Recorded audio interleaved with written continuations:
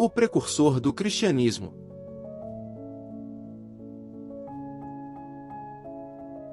Eis que eu vos enviarei o profeta Elias, antes que venha o grande e terrível dia do Senhor. Malaquias, 4:5. Nos dias de Herodes, rei da Judéia, houve um sacerdote chamado Zacarias, da turma de Abia. Sua mulher era descendente de Arão, e chamava-se Isabel. Ambos eram justos diante de Deus, andando irrepreensíveis em todos os mandamentos e preceitos do Senhor. E não tinham filhos, porquanto Isabel era estéril, e ambos de idade avançada. Estando Zacarias a exercer diante de Deus as funções sacerdotais na ordem da sua turma, coube-lhe por sorte, segundo o costume do sacerdócio, entrar no santuário do Senhor e queimar incenso. E apareceu a Zacarias um anjo do Senhor, em pé à direita do altar do incenso. Zacarias, vendo, ficou turbado, e o temor o assaltou. Mas o anjo lhe disse: Não temas, Zacarias, porque a tua oração foi ouvida, e Isabel, tua mulher, dará à luz um filho, a quem chamarás João, e terás gozo e alegria, e muitos se regozijarão com o seu nascimento.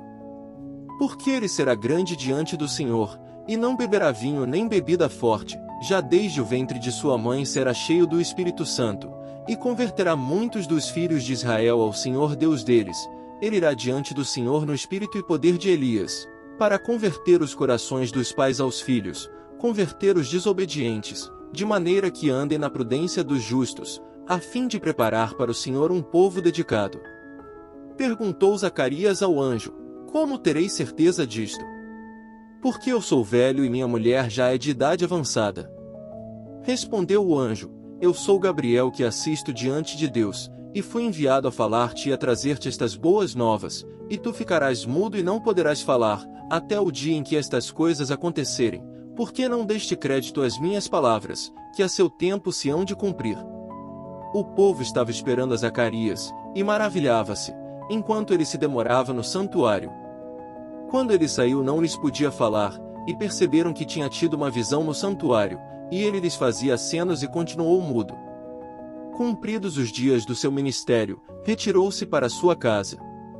Depois destes dias Isabel, sua mulher, concebeu e ocultou-se por 5 meses, dizendo: Assim me fez o Senhor nos dias em que ele pôs os olhos sobre mim, para acabar com o meu opróbrio entre os homens. Lucas, 5:25. Naqueles dias levantando-se Maria, foi apressadamente à região montanhosa, a uma cidade de Judá, e entrou na casa de Zacarias e saudou a Isabel. Apenas Isabel ouviu a saudação de Maria, a criança deu saltos no ventre dela, e Isabel ficou cheia do Espírito Santo e exclamou em alta voz: Bendita és tu entre as mulheres, e bendito é o fruto de teu ventre. Como é que me vem visitar a mãe de meu Senhor? Lucas, 39:43. Chegando o tempo de dar à luz, Isabel teve um filho. Os seus vizinhos e parentes, sabendo da grande misericórdia que o Senhor manifestara para com ela, participaram do seu regozijo. No 8º dia vieram circuncidar o menino, e iam dar-lhe o nome de seu pai Zacarias. Sua mãe, porém, disse: Não, mas será chamado João. Disseram-lhe: Ninguém há entre teus parentes que tenha este nome.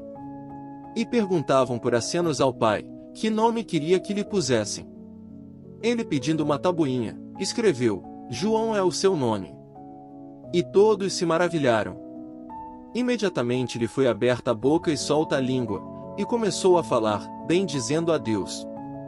O temor apoderou-se de todos os vizinhos, e divulgou-se a notícia de todas essas coisas por toda a região montanhosa da Judéia, e todos os que delas souberam as guardavam no coração, dizendo: Que virá a ser então este menino? Pois, na verdade a mão do Senhor era com ele. Lucas, 57:66. Ora, o menino crescia e se fortalecia em espírito, e habitava nos desertos até o dia de sua manifestação a Israel. Lucas, 80. No 15º ano do reinado de Tibério César, sendo Pôncio Pilatos governador da Judéia, Herodes tetrarca da Galileia, seu irmão Filipe tetrarca da região da Itureia e da província de Traconites e Lisânias tetrarca de Abilinia, Sendo sumos sacerdotes Anás e Caifás, veio a palavra de Deus a João, filho de Zacarias, no deserto. Ele percorreu toda a vizinhança do Jordão, pregando o batismo do arrependimento para a remissão de pecados, como está escrito no livro das palavras do profeta Isaías. Voz do que clama no deserto, preparai o caminho do Senhor, endireitai as suas veredas, todo vale será aterrado e todo monte outeiro será arrasado, os caminhos tortos façam direitos, e os escabrosos, planos, e todo homem verá a salvação de Deus. Dizia, então, as multidões que saíam a ser batizadas por ele, raça de víboras, quem vos recomendou que fugisseis da ira vindoura? Dai, pois, frutos dignos do vosso arrependimento, e não comeceis a dizer dentro de vós, temos como pai Abraão, porque vos declaro que dessas pedras Deus pode suscitar filhos a Abraão. O machado já está posto à raiz das árvores, toda árvore, pois, que não dá bom fruto, é cortada e lançada ao fogo. Perguntava-lhe o povo, que havemos então de fazer? Respondeu-lhes, aquele que tem 2 túnicas dê uma ao que não tem, e aquele que tem comida, faça o mesmo. Foram também publicanos para serem batizados e perguntaram-lhe, Mestre, que havemos de fazer? Respondeu ele, não cobreis mais que aquilo que vos está prescrito. Perguntaram-lhe também os soldados, e nós que havemos de fazer? Respondeu-lhes, a ninguém façais violência, nem deis denúncia falsa, contentai-vos com o vosso soldo. Lucas, 3, 1:14. Assim, pois, com muitas exortações, anunciava o evangelho ao povo, mas o tetrarca Herodes, sendo repreendido por ele por causa de Herodias, mulher do seu irmão, e por todas as maldades que Herodes havia feito, acrescentou ainda sobre todos, há de fazer encerrar a João no cárcere. Lucas, 3, 18-20. O rei, embora entristecido, contudo por causa dos seus juramentos e também dos convivas, mandou dar-lhe, e ordenou que degolassem a João no cárcere. E foi trazida a sua cabeça num prato, e dada à moça, e ela levou a sua mãe. Mateus, 14, 9-11. Enquanto desciam o monte, ordenou-lhes Jesus, a ninguém conteis esta visão, até que o Filho do Homem ressuscitar dos mortos. Perguntarão-lhe os discípulos, por que dizem então os escribas que Elias deve vir primeiro?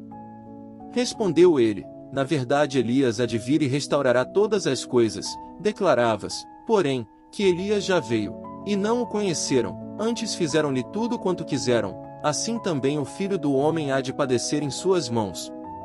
Então os discípulos entenderam que lhes falará a respeito de João Batista. Mateus, 17, 9-13. Era chegado o tempo de o mundo receber o complemento da revelação do Sinai e o Cristo de Deus se aprestava para descer das regiões luminosas aos antros do mundo físico. Uma falange inumerável de espíritos preparou-se para auxiliar o Mestre na sua tarefa missionária. Uns teriam de preceder a sua vinda, outros, acompanhá-lo na sua missão, outros, afinal, viriam secundar-lhe os esforços, em espírito, na nossa atmosfera terrestre, auxiliando da melhor maneira que por Deus lhes fosse permitido. As Escrituras dizem que, pela boca do profeta Malaquias, havia sido dado o anúncio da nova encarnação de Elias, que fora, de fato, também o maior dos profetas da antiga dispensação. Vinha ele, como o anjo mensageiro, diante da face do Senhor, para anunciá-lo aos povos, pois tão ilustre pessoa necessitava, à sua chegada, que algumas luzes estivessem acesas, para iluminarem a incomparável figura que vinha representar, no mundo, o Verbo Divino.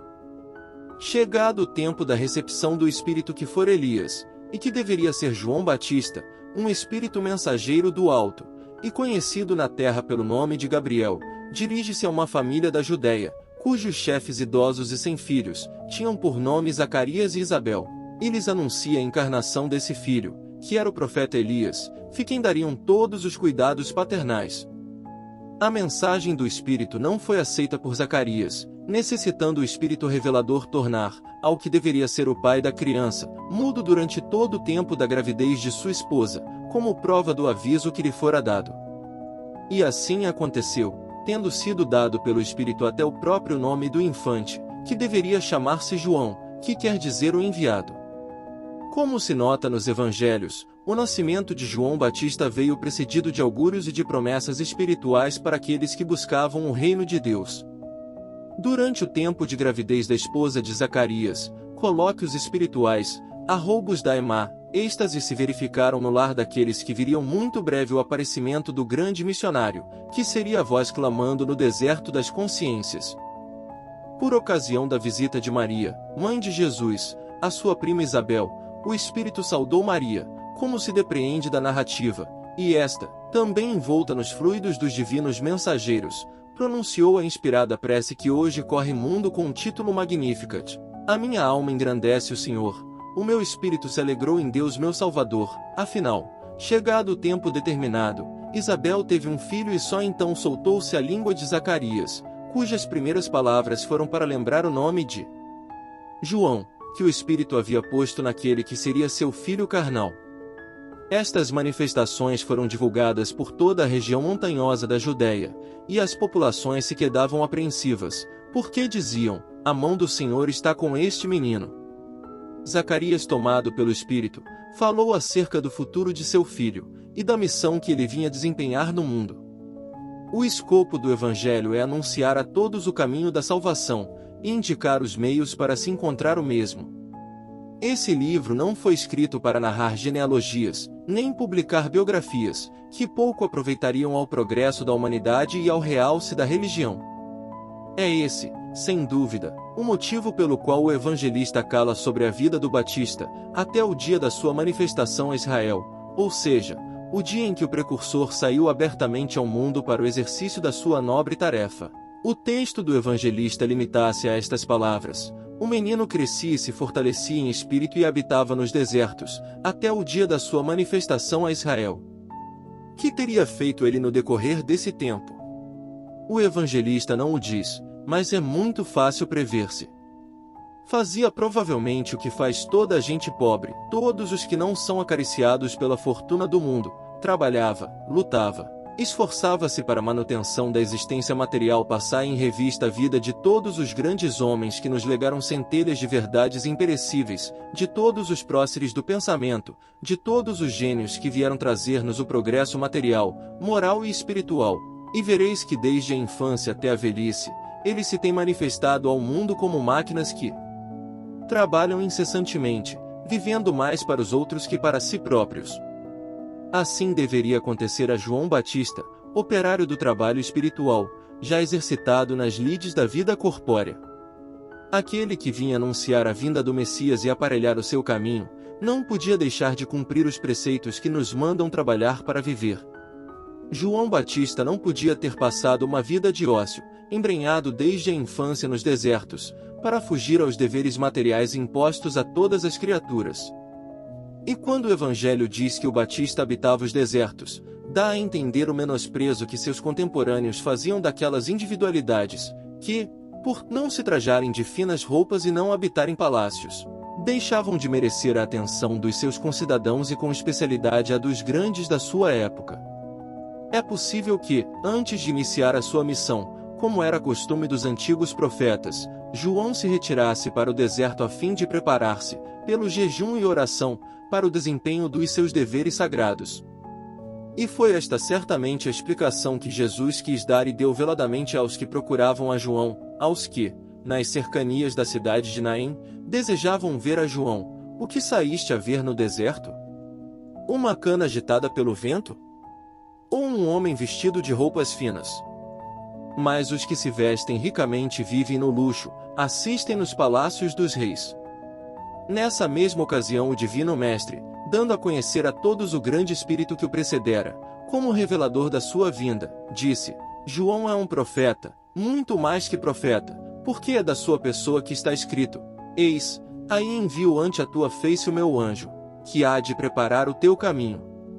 Mas, afinal, chegamos à fase luminosa da vida do mensageiro do alto, em que a sua luz brilha como um relâmpago, e a sua voz ecoa como um trovão. Foi no 15º ano do reinado de Tibério César, sendo Pilatos governador da Judéia, Herodes tetrarca da Galiléia e sumos sacerdotes, Anás e Caifás, que circulou pela Palestina o boato do aparecimento de um profeta que agitava as massas populares em torno de sua respeitável figura, e nas margens do Jordão, por onde passava, as multidões afluíam para ouvirem-no. Uns deles se acercavam seguindo seus passos redentores.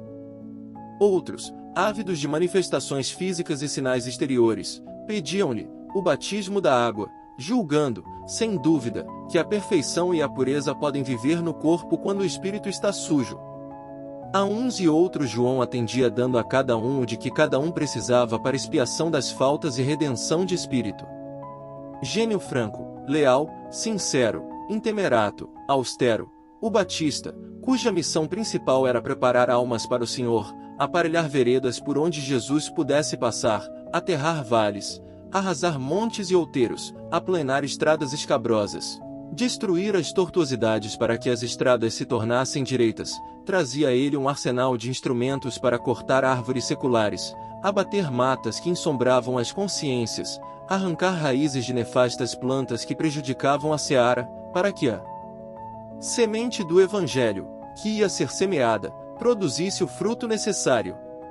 E, assim, é que profligou o orgulho de classe e de família, combateu com grande tenacidade os vicias, atacou com admirável energia as paixões, despertou nas almas o desejo do arrependimento por meio das boas obras que deveriam praticar, profligou, enfim, a vaidade humana, fazendo ver que Deus poderia suscitar até das próprias pedras filhos a Abraão, e afirmou que a salvação para o reino de Cristo não consistia senão no desinteresse, no desapego aos bens terrenos, na severidade de costumes, na limpidez do caráter, no cumprimento do dever.